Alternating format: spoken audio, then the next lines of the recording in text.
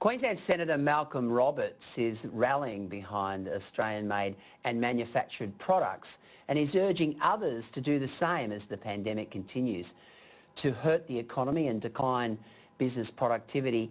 It has highlighted the need to revamp the country's manufacturing industry.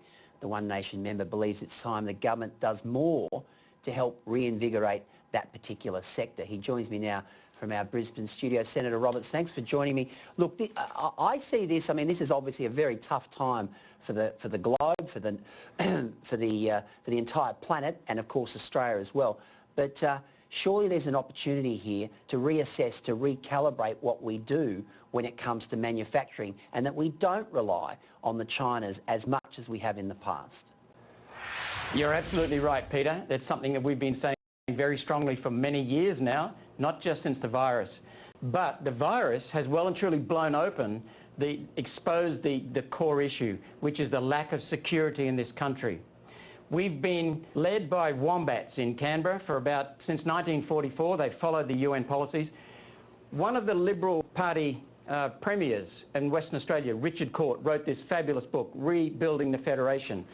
On page 3 of the book, he outlines the process that the governments have followed in putting in place the UN governance over this country.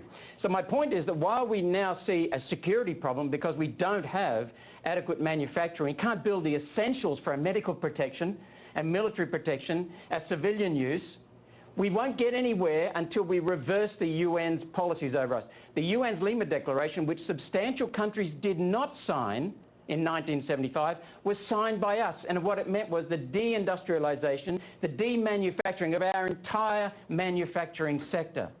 And it was worsened because, and that was a UN's Lima Declaration in 1975 that Whitlam's Labor government signed, and the following year in 76, Fraser's Liberal government, National Party government signed. Then it was followed by the Paris Agreement in 2015. But in between, we had the 1996 UN Kyoto Protocol. All of these are UN protocols. We also have, a friend of mine managed to get these 7,000 treaties as of 1996. I don't know what the hell the number is now, but those treaties have destroyed our sovereignty. So before we can really bring back manufacturing, we have to get rid of the UN's control over our countries. We need to get the hell out of the UN. Not just the World Health Organization, but the whole UN. I called for that in 2016 in my first speech. The UN has been destroying our country. This crisis has exposed our lack of governance, our lack of sovereignty, the destruction of our productive capacity, the destruction of our economic resilience. And Peter, it has shown us that the globalist elites that are pushing interdependence have really made us dependent. We have lost our independence, because once we are interdependent with someone else, it means we are dependent on them. We've got very little manufacturing. Our electricity prices are now the highest in the world. 10 years ago, they were half what they are now. 10 years ago, in 2010, they've since risen 90%. That's now a big part of manufacturing costs.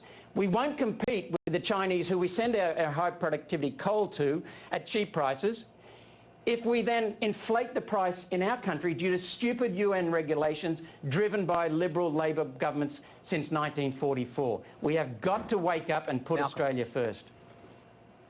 Malcolm, how important then, based on what you've just said, is projects like the Bradfield Scheme for our water, copper string to halve our electricity costs? How important are these projects right now in this country? Absolutely vital. But the key is to make sure we restore our Constitution, or rather compliance with our Constitution. Our Constitution is fabulous. I could talk for hours on it, but we need to restore our compliance with it, because it doesn't matter if we haven't got, it doesn't matter if we have a Bradfield and the water is being distributed according to UN policies. The 2007 Turnbull-Howard Water Act repeatedly states throughout the legislation that one of the critical aims of the Water Act is to implement international commitments, international regulations. What a lot of crap. We should be looking after Australia. So we need the Bradfield Scheme. We need so many other projects looking after our energy. We need a new coal-fired power station in this state, and many in this country. That is the cheapest form of electricity. We have got to get back to basics.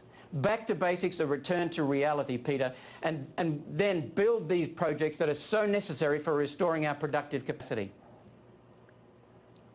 The other opportunity I see, Malcolm, is getting rid of red and green tape. You know, big projects. There's a big project out at Cleveland in Brisbane at the moment, the Toondah Harbour project. It's ready to go.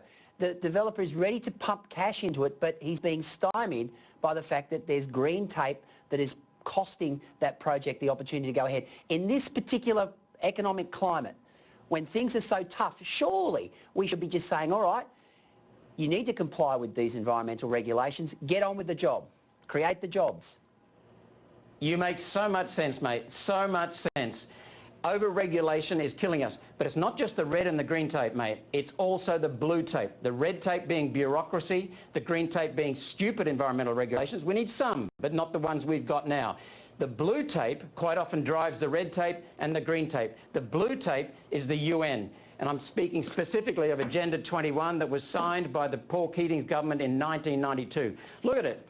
Just a whole bunch of regulations that are shoved through our parliament, sometimes with no understanding of the parliamentarians. It's been going that way under both the Liberal and Labor Party since 1992. We have got to turn this mess around. And the overregulation is due to the UN, blue tape, due to red tape and green tape. But that's the key thing. Look, our tax system is atrocious. We don't tax 90% of our large companies who are foreign owned. And yet we tax the hell out of locals, especially families. We pay for the infrastructure, then we flog it off to them at vastly reduced prices. Why would someone buy an infrastructure asset other than it would make money? So why are we selling it if it makes money? This just gets my goat, and I can see why Pauline is so damn upset, because she's been fighting this since 1996. I've become aware of it in the last 10 years, 12 years. It's a disgrace, and our country is being crippled by the wombats in the Liberal and Labor Party hierarchy, the power brokers, who are just pushing this crap from the UN. That's what we've got to root out, because that will remove the overregulation, reduce electricity prices, and then we need to talk about tax. We have some fantastic people in this country, amazing resources, huge opportunities, and enormous potential.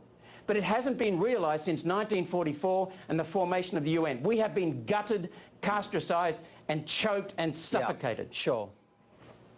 Malcolm Roberts, thank you for joining us tonight on Sky News Across Australia. I've learned something. Blue tape. I hadn't heard of blue tape before, but thanks for joining us, Malcolm. You're welcome, Peter.